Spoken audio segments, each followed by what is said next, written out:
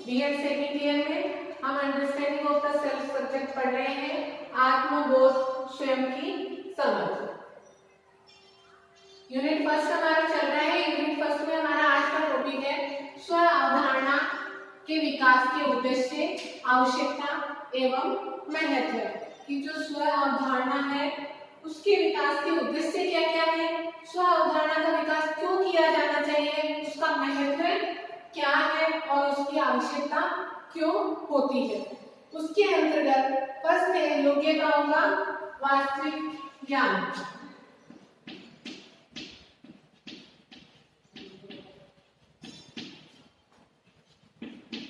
योग्यताओं का वास्तविक ज्ञान। स्व अवधारणा के द्वारा योग्यताओं का वास्तविक ज्ञान होता है क्योंकि स्व अवधारणा में क्या होता है कि व्यक्ति को उसकी स्वयं की योग्यता का क्षमताओं से परिचित करवाया जाता है।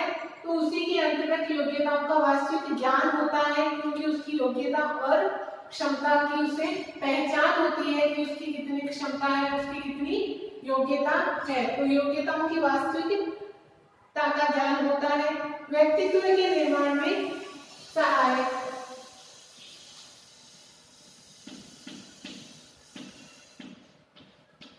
व्यक्तित्व के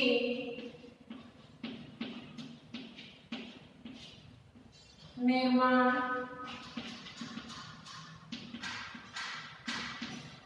में सहायक। स्व अवधारणा व्यक्तित्व के निर्माण में किस प्रकार सहायक होती है। कई बार देखा जाता है कि कुछ छात्र अपने अंतर्गत बहिर्मुखी प्रतिभा की अवधारणा का अनुभव करते हैं, परंतु वास्तविक रूप में ऐसा नहीं होता है। उनको केवल लगता है कि मैं ऐसा हूँ या मेरा व्यक्तित्व बहिर्मुखी है, परंतु रियल में ऐसा नहीं होता है। इसके मूल में स्व अवधारणा को सर्वोत्तम रूप में विकास न होना माना जाता है, क्योंकि कोई चीज जो रियल में नहीं है उसकी हकीकत में वो नहीं है, उसकी योग्यता या उसकी क्षमता या वो इस प्रकार का नहीं है, लेकिन उसको लगता है, इसका मतलब उसकी जो स्व अवधारणा है वो उसका विकास है वो सही नहीं हुआ है। क्योंकि यदि स्व अवधारणा का विकास सही होगा तो उसे अपनी रियलिटी की पहचान हो जाएगी। स्व अवधारणा के सर्वोत्तम विकास की प्रक्रिया में एक छात्र द्वारा अपने मन में उन सभी गुणों की वास्तविक अवधारणा स्थापित की जाती है जो कि उसमें वास्तविक रूप में होते हैं। इनके आधार पर वह अपने वास्तविक व्यक्तित्व का निर्धारण करता है। मानसिक विकास में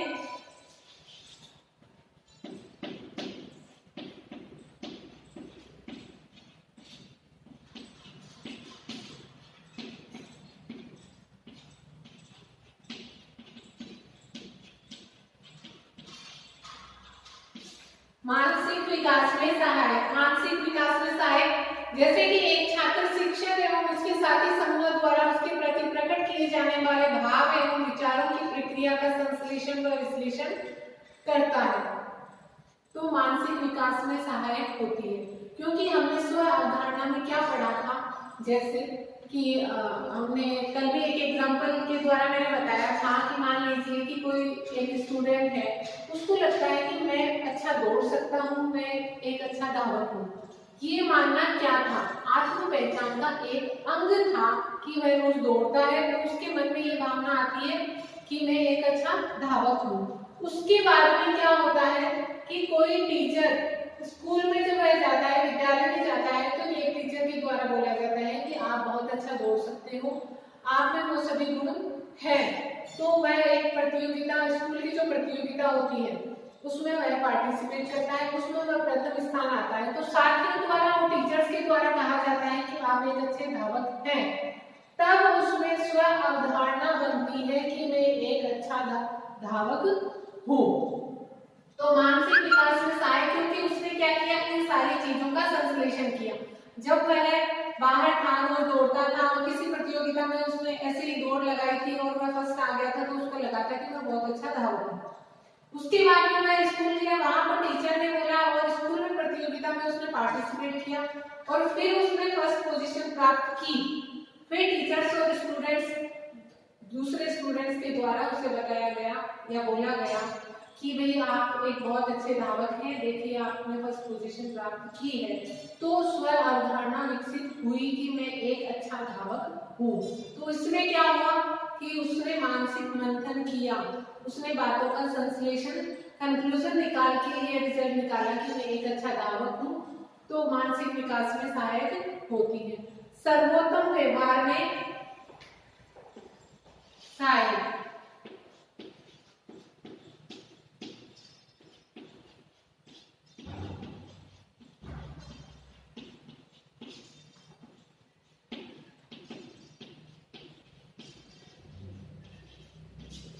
सर्वोत्तम व्यवहार में सहायक, सर्वोत्तम व्यवहार में सहायक, जैसे एक छात्र को सामाजिक उपलब्धि प्राप्त करनी होती है तो वह समाज के अनुरूप व्यवहार करता है।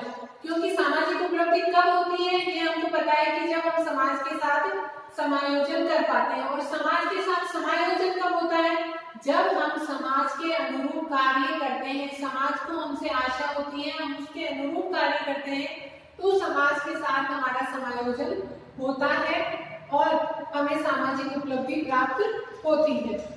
जब कभी वह समाज के अनुरूप व्यवहार नहीं करता है तो शिक्षक को यह अनुमान होता है कि उसमें मानसिक विसंगतियां विद्यमान है, क्योंकि कोई ना कोई प्रॉब्लम है, तभी तो वह समाज के विरुद्ध कार्य कर रहा है, कोई ना कोई उसके साथ ऐसी प्रॉब्लम है, नहीं तो वह समाज के अकॉर्डिंग कार्य क्यों नहीं कर रहा है। मानसिक विसंगति को दूर करके उसको उसकी योग्यता का ज्ञान कराया जाता है, जिससे वह अपने बारे में सकारात्मक अवधारणाएं विकसित करता है तथा सर्वोत्तम व्यवहार करता है। आत्मविश्वास की भावना के विकास में सहायक,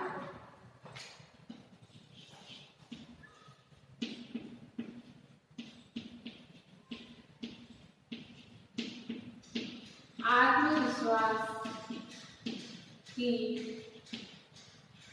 भावना के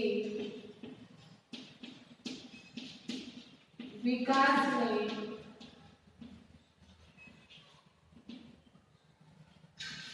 सहायक।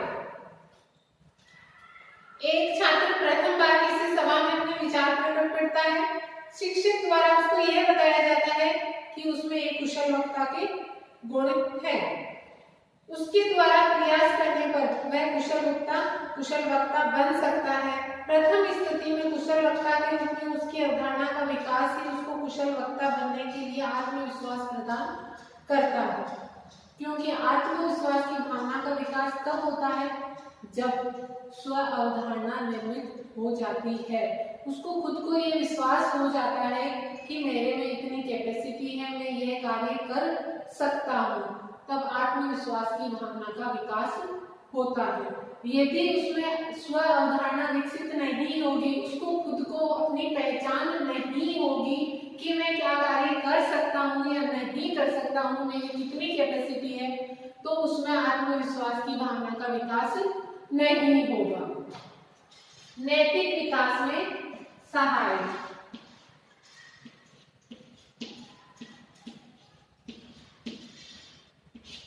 नैतिक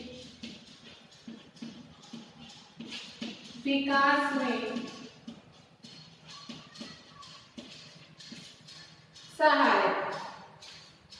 एक छात्र का सभी छात्रों से झगड़ा होता है, मान लीजिए, इसका मतलब और तब वह संवेगात्मक रूप से अस्थिर हो जाता है, क्योंकि उसको लगता है कि मैं गलत हूँ या मैं सही हूँ, वो भी मेरे से झगड़ा कर रहा है, वो भी मेरे से लड़ाई कर रहा है।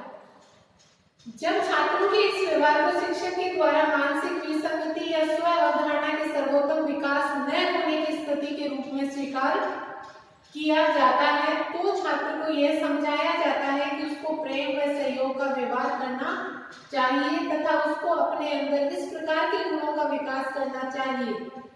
इसके लिए उसको ये सभी गुण प्रदान किए जाते हैं, गुण के कार्य दिए जाते हैं कि उसमें इन गुणों का विकास हो, जिससे वह सभी छात्रों के साथ बना के रख सके, उनके साथ मिलजुल कर रह सके। तो उसको ऐसे कार्य दिए जाते हैं, जैसे ग्रुप में कोई काम हो तो उसको दिया जाता है कि ये 4 जने तुम लोग मिलकर कार्य करोगे, ताकि वह दूसरों के साथ प्रेम पूर्वक और साझेदारी से कार्य करना सीख सके।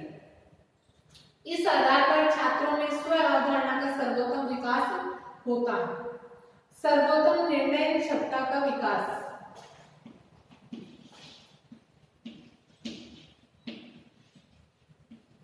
सर्वोत्तम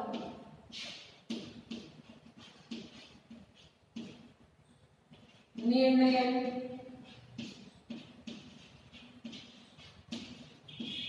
क्षमता का विकास।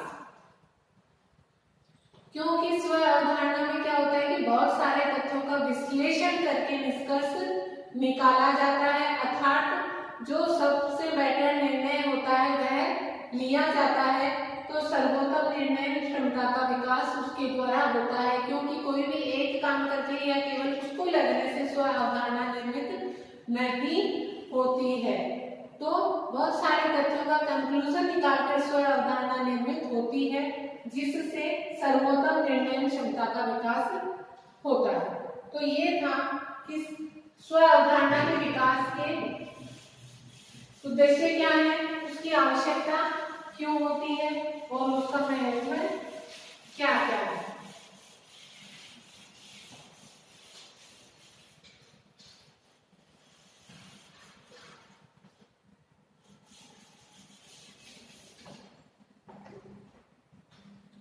अब है स्व अवधारणा के विकास हेतु शिक्षक एवं स्व अवधारणा के विकास हेतु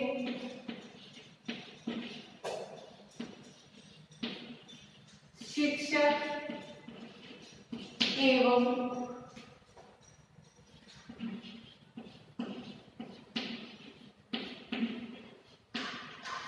शिक्षालय की भूमिका।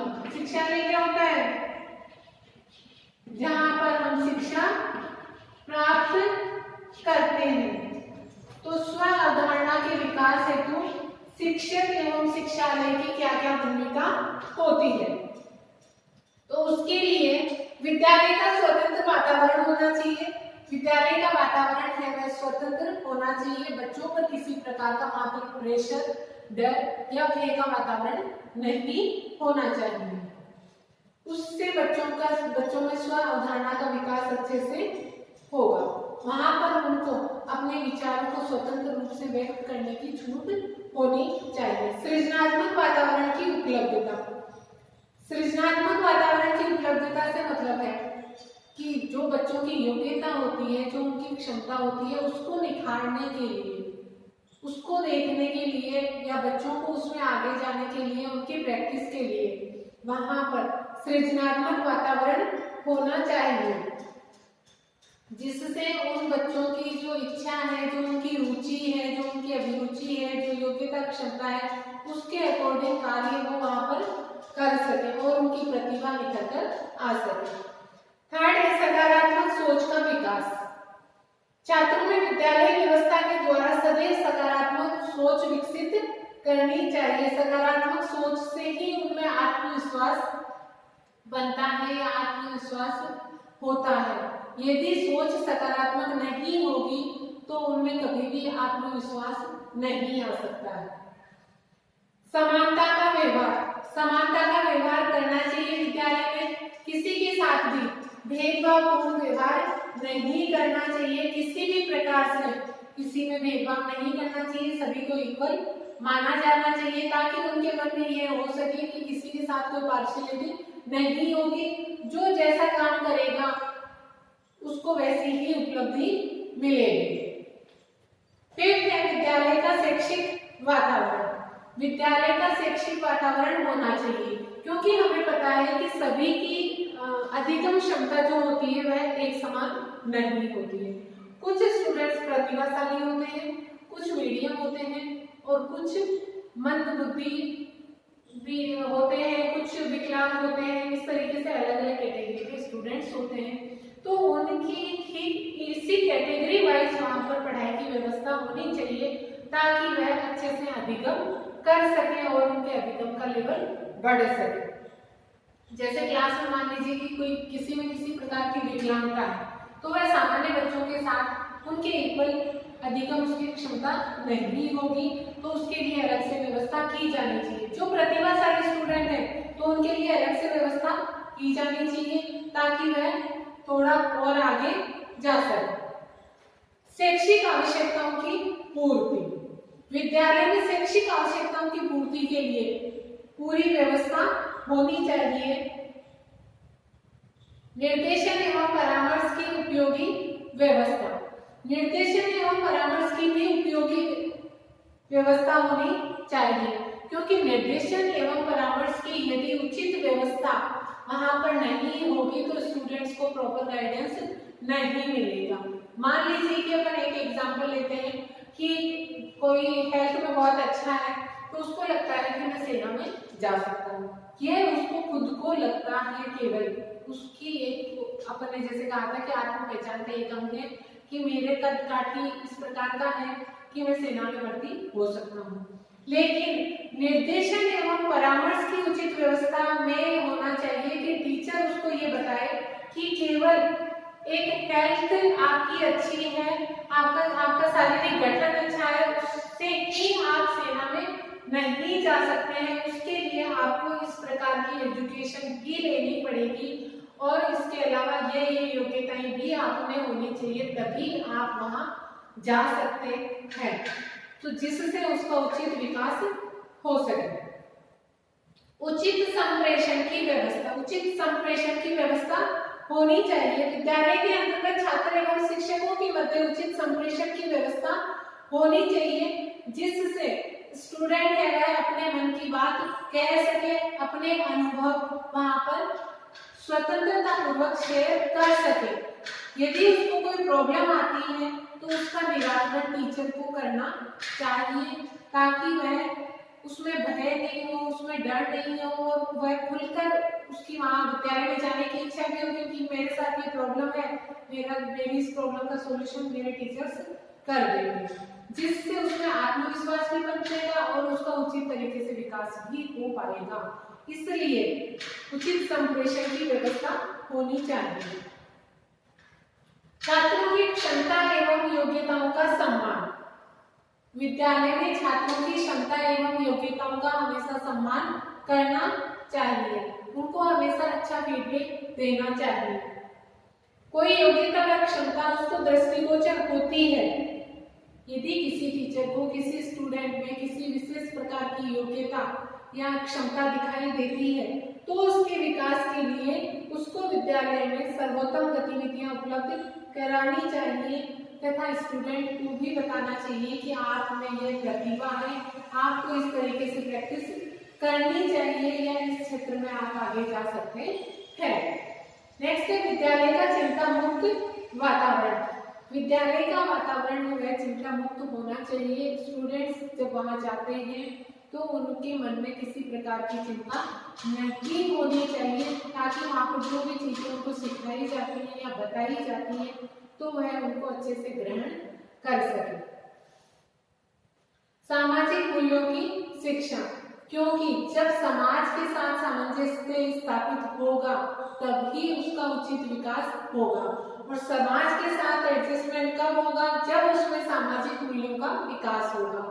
तो सामाजिक मूल्यों की शिक्षा स्टूडेंट्स को विद्यालय में दी जानी चाहिए, शिक्षालय में दी जानी चाहिए। ऐसा नहीं है कि ऐसी सामाजिक मूल्यों की शिक्षा को ऐसा होता है कि प्राइमरी तक दी जाती है या मिडिल तक दी जाती है। आप जहाँ भी जाते हैं वहाँ पर उस एज के अकॉर्डिंग और उसके अकॉर्डिंग उनको वह शिक्षा प्रदान की जानी चाहिए ताकि उनमें सामाजिक मूल्यों का विकास हो। विद्यालय का रुचिपूर्ण वातावरण, विद्यालय का रुचिपूर्ण वातावरण छात्रों में आत्मसंतोष की स्थिति उत्पन्न करता है। जब विद्यालय जाते हैं तो क्या बताया जाता है कि पढ़ाई बहुत ज्यादा इम्पोर्टेंट है, किसी भी स्टूडेंट के लिए पढ़ाई बहुत ज्यादा इम्पोर्टेंट है। तो उसके लिए वह विद्यालय जब जाता है तो उसको लगता है कि मेरे को पढ़ना है, मेरे को पढ़ना पड़ेगा, मेरे को ये काम है, ये करना पड़ेगा। और यदि विद्यालय का वातावरण रुचिपूर्ण होगा, जैसे अलग अलग तरीके से वहाँ पर पढ़ाया जाएगा, उनकी रुचि को ध्यान में रखकर पढ़ाया जाएगा, कभी खेलकूद की प्रतियोगिताएं करवाई जाएंगी, कभी एक्स्ट्रा करिकुलर एक्टिविटीज करवाई जाती हैं, उससे बच्चों का या स्टूडेंट्स का जो भी है वो वहाँ पर आने का मन करता है और इच्छा होती है, वह पढ़ाई को एक बोझ नहीं समझते हैं और अपनी मर्जी से वहाँ आना पसंद करेंगे, तो उनका उत्तम विकास हो सकेगा। और पढ़ाई के अलावा जो भी उनकी क्षमताएं होंगी, जो भी उनमें प्रतिभाएं होगी, उनका भी विकास वहाँ पर होगा। अब है स्व अवधारणा के विकास को प्रभावित करने वाले कारक। हमने देखा कि स्व अवधारणा के विकास में शिक्षक और शिक्षालय की बहुत महत्वपूर्ण भूमिका होती है, क्योंकि घर से बाहर जो बच्चा है वो कहाँ आता है, विद्यालय में आता है। विद्यालय में आकर वह बहुत सारी चीजें सीखता है, वहां पर ही उसका उचित विकास होता है, क्योंकि कोई घर में रहकर उसकी सारी प्रतिभाओं का विकास नहीं हो सकता है। मान लीजिए कि हाँ, कोई आपकी बीएड का ही एग्जाम्पल लीजिए कि यदि वह रेगुलर कॉलेज आता है, वो डायरीज बनाता है, आर्ट एंड ड्रामा का कॉलेज बनाएगा, स्पोर्ट्स में पार्टिसिपेट, गेम्स के लिए वो पार्टिसिपेट करेगा, जो भी कभी एक्टिविटीज होंगी, जो भी कोई प्रोग्राम्स होंगे तो उनमें पार्टिसिपेट वो करेगा, तो उसकी योग्यता और क्षमता का भी विकास होगा।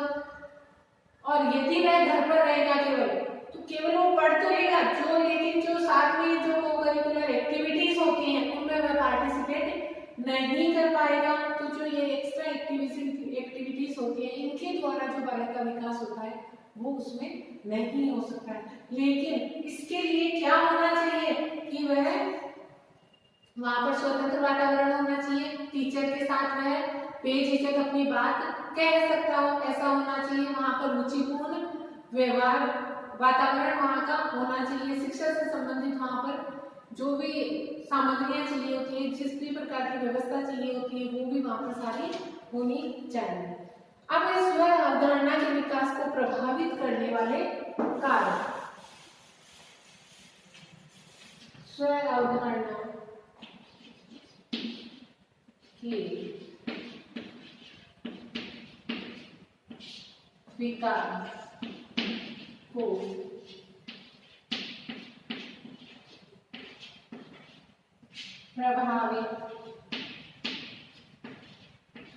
प्रभावित करने वाले कारक। स्व अवधारणा के विकास को प्रभावित करने वाले कारक कौन कौन से होते हैं?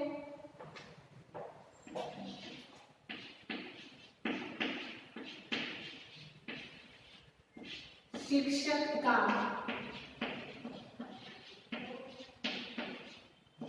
व्यवहार। शिक्षक का व्यवहार यदि छात्रों के प्रति सकारात्मक होगा तो छात्रों को उनके गुणों एवं योग्यताओं के बारे में उचित मूल्यांकन करके उन्हें सही निर्देश देगा। शिक्षक का व्यवहार यदि किसी भी स्टूडेंट के लिए अच्छा नहीं होता है या उचित सही ढंग से व्यवहार वह नहीं करता है, उनका उचित मूल्यांकन नहीं करता है, तो उनको सही निर्देश भी नहीं दे पाएगा और स्व अवधारणा का विकास सही ढंग से नहीं होगा। विद्यालय का वातावरण।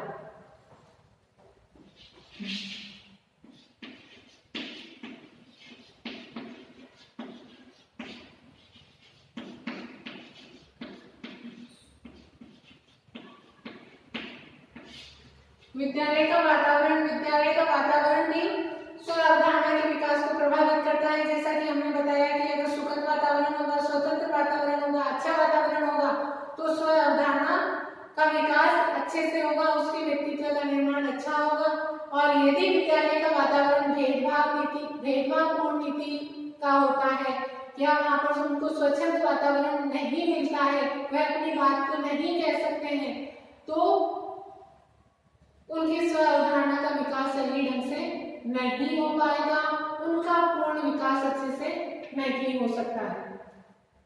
छात्रों की सोच का स्व अवधारणा के विकास पर व्यापक रूप से प्रभाव पड़ता है। जैसे यदि छात्र की सोच तथा उसका व्यवहार सकारात्मक होगा तो वह हर कार्य को मर्यादित ढंग से तथा उपयोगी ढंग से कर पाएगा, और यदि उसकी सोच ही सकारात्मक नहीं होगी तो वह किसी भी कार्य को ढंग से नहीं करेगा और स्व अवधारणा का विकास सर्वोत्तम रूप में नहीं हो पाएगा।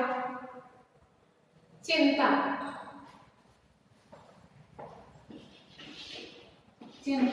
यदि किसी भी छात्र के मन में चिंता रहती है विद्यालय के प्रति या किसी भी चीज के लिए, तो वह अगर सारे दिन चिंताग्रस्त रहेगा तो उसमें पॉजिटिव थिंकिंग आना ही कम हो जाएगी, पॉजिटिव थिंकिंग ही उसकी नहीं रहेगी। वह सारे दिन चिंताग्रस्त रहेगा, मुझे ये करना है या ये काम कैसे होगा या नहीं होगा, तो उसका संपूर्ण सही ढंग से विकास नहीं हो सकता है, स्व अवधारणा सर्वोत्तम रूप में नहीं होगी। सामाजिक संपर्क की स्थिति में स्व अवधारणा का विकास व्यापक रूप से होता है, क्योंकि सामाजिक संपर्क में छात्र अपनी मन स्थिति एवं सामाजिक अपेक्षाओं को संयुक्त करते हुए व्यवहार व कार्यों का निर्धारण करता है, तो उसमें स्व अवधारणा का विकास सर्वोत्तम रूप में होगा। यदि सामाजिक संपर्क सही नहीं होगा तो वह सही ढंग से कार्य भी नहीं कर पाएगा। सामाजिक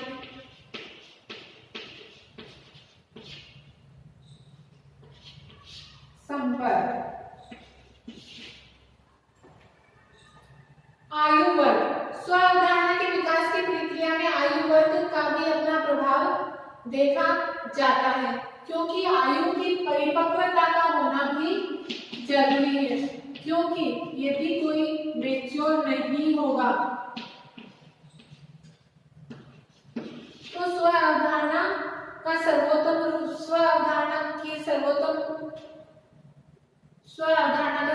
विकास नहीं होगा। उसके लिए आयु वर्ग की परिपक्वता का होना जरूरी होता है, क्योंकि कोई बच्चा बहुत छोटा है, साल 2 साल का बच्चा है, वह क्या स्व अवधारणा बनाएगा, तो उसके लिए एक मैच्योरिटी होना भी जरूरी होता है। संस्कृति का प्रभाव स्व अवधारणा के विकास पर पड़ता है। छात्रों की स्व अवधारणा पाश्चात्य संस्कृति में क्या देखा जाता है? पाश्चात्य संस्कृति में पूर्ण स्वतंत्रता की स्थिति दिखाई देती है, तो यहाँ के छात्रों की स्व अवधारणा स्वतंत्रता पर आधारित होती है। और एशियाई देशों में क्या देखा जाता है? एशियाई देशों में आत्मनिर्भरता व मर्यादा का समावेश होता है, तो उस प्रकार की भावना उनमें देखी जाती है। अतः संस्कृति एवं उसके मूल्य स्व अवधारणा की स्थिति व उसके विकास को व्यापक रूप से प्रभावित करते हैं कि जिस प्रकार की संस्कृति होगी उसी प्रकार उसकी स्व अवधारणा में उन्हीं तत्वों का समावेश होगा, उसी प्रकार से उसकी स्व अवधारणा का विकास होगा।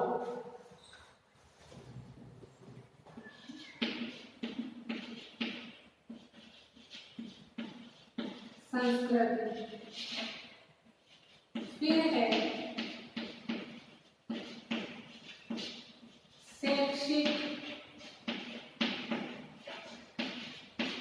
शैक्षिक उपलब्धता। शैक्षिक उपलब्धता के अभाव में भी स्व अवधारणा का विकास सर्वोत्तम रूप में नहीं होता है, क्योंकि जैसे मान लीजिए कि एक प्रतिभाशाली स्तर का छात्र है तो वह स्व अवधारणा का विकास उसमें सर्वोत्तम होगा। यदि कोई मंदबुद्धि है तो उसमें स्व अवधारणा का विकास अच्छे ढंग से नहीं हो पाएगा। सामाजिक उपलब्धि,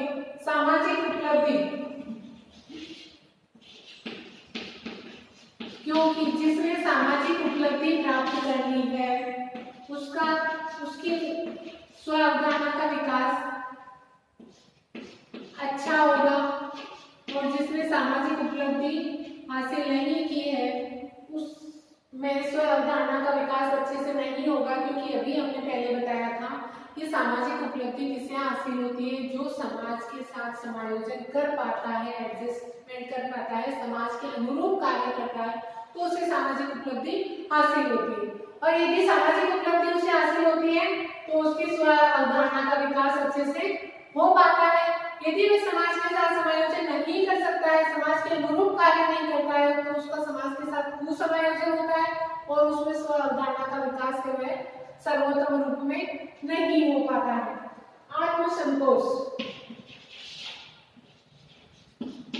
आत्म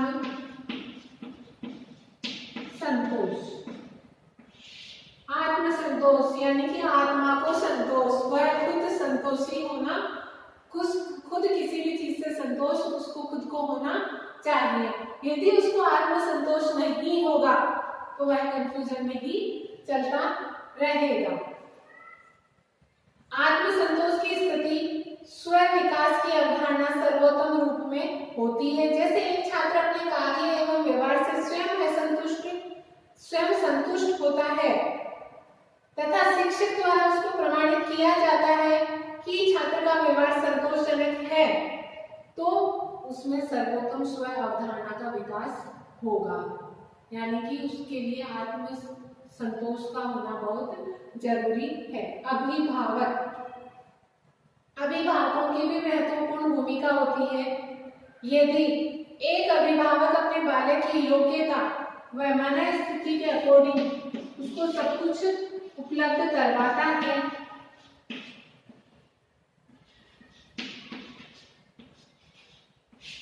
तो स्व अवधारणा का विकास अच्छे से होगा, उसका कॉन्फिडेंस लेवल बढ़ेगा। और यदि अभिभावक उसकी किसी बात को पॉजिटिवली अच्छे से नहीं सुनते हैं, उसका यदि कोई समस्या है तो उसका निराकरण नहीं करते हैं, तो उसमें स्व अवधारणा का विकास अच्छे से नहीं हो सकता है। फिर है पृष्ठपोषण।